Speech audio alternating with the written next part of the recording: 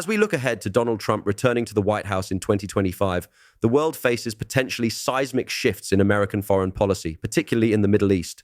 The region is already at a critical juncture, with the ongoing conflict in Gaza, tensions with Iran reaching new heights, and complex dynamics between Israel and its Arab neighbors hanging in the balance.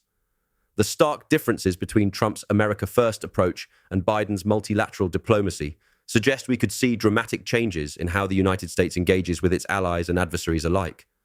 From NATO's future to the fate of Ukraine's resistance against Russian aggression, Trump's potential return to power could reshape not just regional politics, but the entire global order.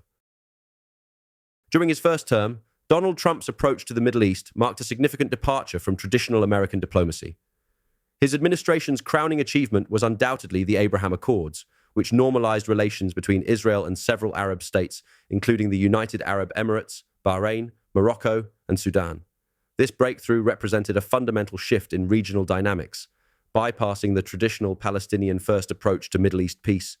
Trump's diplomatic style in the region was characterized by personal relationships with key leaders, particularly with Saudi Crown Prince Mohammed bin Salman and Israeli Prime Minister Benjamin Netanyahu. He showed unwavering support for Israel, moving the U.S. Embassy to Jerusalem and recognizing Israeli sovereignty over the Golan Heights, decisions that dramatically altered the landscape of Israeli-Palestinian relations. His maximum pressure campaign against Iran represented another cornerstone of his Middle East strategy.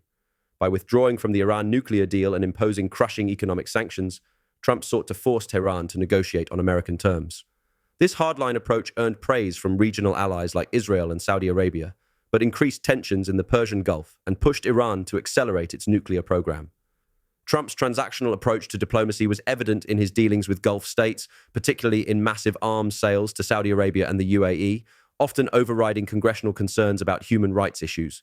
His focus on economic and military deals, rather than traditional diplomatic protocols, reshaped America's relationships with its Middle Eastern partners, setting precedents that continue to influence regional dynamics today.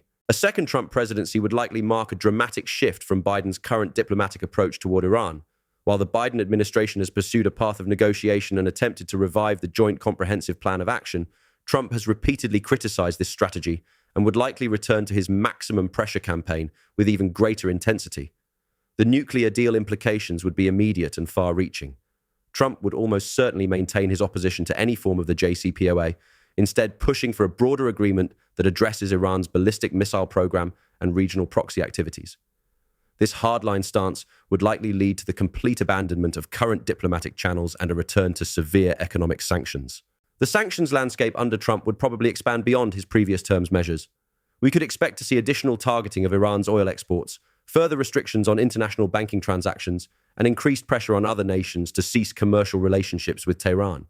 These actions would aim to completely isolate Iran's economy from global markets, potentially creating more severe economic challenges than those experienced during his first term. This approach would have ripple effects throughout the region. Iran's response might include further uranium enrichment, reduced cooperation with international atomic inspectors, and potentially increased support for regional proxy groups. This could lead to heightened tensions in the Persian Gulf, affecting global oil markets and regional stability. The contrast with Biden's current strategy couldn't be starker. While Biden has sought to separate nuclear negotiations from other regional issues, Trump would likely demand comprehensive Iranian concessions across all fronts before considering any relief. This all-or-nothing approach would fundamentally alter the diplomatic landscape and could accelerate regional militarization. The implications for American allies would also be significant. Israel and Saudi Arabia would likely welcome this tougher stance, potentially leading to even closer cooperation in containing Iranian influence. However, European allies who have supported diplomatic engagement with Iran might find themselves increasingly at odds with US policy, potentially creating new strains in transatlantic relations. When it comes to the Gaza conflict, Trump's approach would likely diverge significantly from Biden's current handling of the situation. Drawing from his first-term patterns and recent statements, Trump would probably offer more unequivocal support for Israel's military operations, with fewer calls for humanitarian restraint. His emphasis would likely focus on achieving decisive military outcomes rather than balancing military action with humanitarian concerns. Looking at Trump's potential stance on Hezbollah, we can expect a more aggressive posture than the current administration. Trump's previous approach to regional threats suggests he would likely expand sanctions against Hezbollah's financial networks and increase pressure on Lebanon to constrain the organization's activities. This could include stronger measures against countries and entities suspected of providing support to Hezbollah. The broader regional security implications would be substantial. Trump's strategy might involve pushing for more normalized relations between Israel and Arab states, building upon the Abraham Accords framework. This could lead to an expanded coalition against both Hamas and Hezbollah, potentially restructuring regional alliances in a more openly anti-Iran direction. A key difference would likely emerge in humanitarian aid distribution. While Biden's administration has emphasized the importance of humanitarian assistance to Gaza, Trump might implement stricter conditions on aid delivery, potentially linking it more directly to Hamas's complete dismantlement. This shift could significantly impact the humanitarian situation on the ground and alter the dynamics of post-conflict reconstruction efforts. Security cooperation between Israel and neighboring Arab states might intensify under Trump's leadership. His administration would likely encourage more open military and intelligence sharing among regional partners, particularly focused on containing both Hamas and Hezbollah. This could lead to a more militarized approach to regional security, with less emphasis on diplomatic solutions. The Palestinian Authority's role and future would face new uncertainties. Trump's previous approach suggested limited interest in traditional Palestinian statehood proposals, and he might pursue alternative regional solutions that prioritize security arrangements over political settlements. This could fundamentally alter the framework for any future peace negotiations and the overall approach to Palestinian governance. A second Trump presidency would likely bring dramatic changes to NATO and European security arrangements. During his first term, Trump repeatedly questioned NATO's relevance and criticized European allies for not meeting their defense spending commitments. This skepticism would probably intensify in a second term, potentially reshaping the entire transatlantic security framework. The most immediate impact would likely center on defense spending requirements. While NATO members agreed to spend 2% of their GDP on defense, Trump might push for an increased threshold of 3% or even 4%, arguing that European nations need to shoulder more of their defense burden. This could create significant tensions within the alliance, as many European economies are already struggling with other financial pressures. Trump's transactional approach to foreign policy might lead to a fundamental restructuring of America's NATO commitments. He could potentially condition US defense guarantees on direct payments from European allies or link them to trade concessions. This would represent a dramatic departure from the traditional collective defense principle that has underpinned NATO since its inception. European nations would likely respond by accelerating their efforts towards strategic autonomy. France and Germany might take more decisive steps to develop independent European defense capabilities, potentially through an enhanced EU military framework. This could lead to a more fragmented Western security architecture, with multiple overlapping defense arrangements replacing NATO's current unified structure. The US military presence in Europe could face significant changes. Trump might follow through on previous threats to reduce American troop levels in countries like Germany, possibly relocating forces to nations that meet higher defense spending targets or withdraw them entirely. This would force European nations to rapidly expand their own military capabilities and potentially develop independent nuclear deterrence strategies. These shifts would have profound implications for Europe's relationship with Russia. Some allies fear that a weakened NATO commitment from the US might embolden Russian aggressive behavior, while others argue that Trump's unpredictability could actually serve as a deterrent. Either way, European nations would likely need to fundamentally reassess their security strategies and diplomatic relationships with both Washington and Moscow. A Trump return to the White House could fundamentally alter the trajectory of the Ukraine conflict.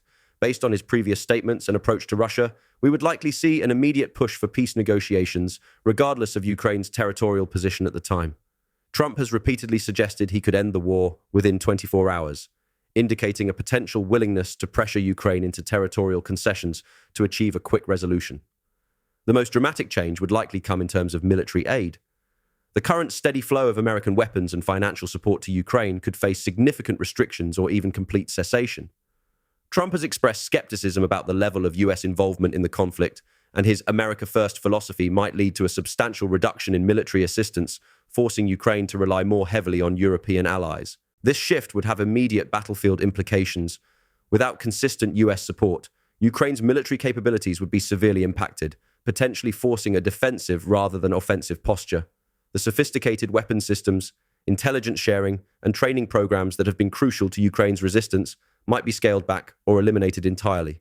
Relations with Russia would likely see a significant transformation.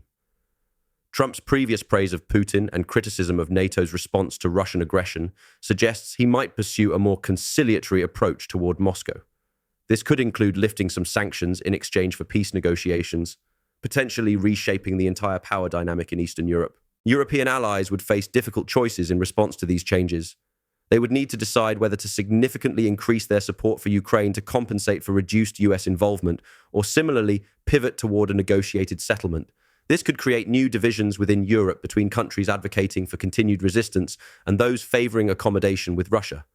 The broader implications for international security would be profound. A perceived US retreat from supporting Ukraine could embolden other nations to pursue territorial ambitions through military means, knowing that American intervention might be less likely. This could fundamentally alter the post-Cold War international order and the principles of territorial integrity that have governed international relations. As we consider the return of Donald Trump to the presidency, it's clear that the implications for global stability and American leadership would be far-reaching and profound. The shift from Biden's multilateral approach to Trump's more transactional foreign policy would reshape international relations in fundamental ways. In the Middle East, we could witness a return to a more confrontational stance with Iran, potentially unraveling years of diplomatic efforts. The Abraham Accords framework might expand, but at the cost of increasing regional tensions with those outside this alliance. The Gaza conflict and broader Palestinian question would likely see a marked shift toward more unilateral solutions, moving away from traditional peace process frameworks. Perhaps most significantly, Trump's return could fundamentally alter the Western alliance structure that has maintained global stability for decades. His skepticism toward NATO, combined with a more isolationist approach to Ukraine, could reshape the balance of power in Europe and embolden adversaries worldwide. This realignment would force allies to reconsider their security arrangements and potentially seek new partnerships, marking a historic shift in the post-World War II international order. The world stands at a crossroads where the choice of American leadership could determine whether we continue with the current rules-based international system or move toward a more transactional, power-based world order. The implications of this shift would resonate far beyond any single presidential term, potentially reshaping global politics for generations to come.